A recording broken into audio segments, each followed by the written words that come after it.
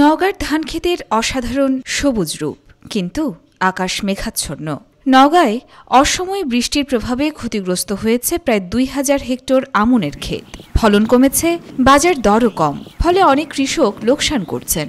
ক্ষতি করেছে, ওষুধ দেওয়া হয়েছে, আর এই মাজরা পোকা শীষ মানে কাটে ফেলছে, মুজি কাটে দিয়ে, মানে ওষুধের মাত্রা কম, ৮ দিন ১০ দিন পর পর ওষুধ দেওয়া লাগে। এবার অবস্থা খুবই খারাপ, মানে পোকামাকড় বেশি। গত বছর চেয়ে এবার লস হয়ে যাবে আবাদ করে। গত বছর ২০ মন গেছিল, এবার ১৪-১৫ মনকে ফলন হচ্ছে, তাতে কৃষকের লস। বিগত বছরে বিঘা প্রতি ১৯ থেকে ২৩ মন ধান হলেও এবার ফলন হয়েছে মাত্র ১৪ থেকে ১৬ মন। মোটা ধান বিক্রি হচ্ছে ১১০০ থেকে ১৫০০ টাকা এবং চিকন ধান সর্বোচ্চ ১৩৫০ টাকা প্রতি মন দরে। বিঘা প্রতি খরচ হয়েছে ১০ থেকে ১২,০০০ টাকা। শ্রমিক সংকটে মাঠে ধান কাটাই কঠিন। প্রতি বিঘা ধান কাটতে মিনিমাম ৬ থেকে ৭,০০০ টাকা লাগবে। আর মাঠে যে ধান করতে যে সার ফসফেট বা অন্যান্য খরচ করা আছে, বিষ, ধান করে ধানের লাভ তো দূরের কথা ভাই, লস, অনেক লস হয়ে যাবে ধান।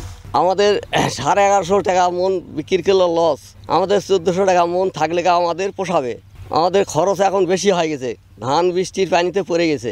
এই দামে ধান বিক্রি করে উৎপাদন খরচ উঠছে না। গত ১ তারিখে হঠাৎ ঝড় বৃষ্টি হওয়ায় কিছু জমি ঝড়ের আক্রান্ত হয়েছে, সেখানে কিছু ধান হেলে পড়েছিল।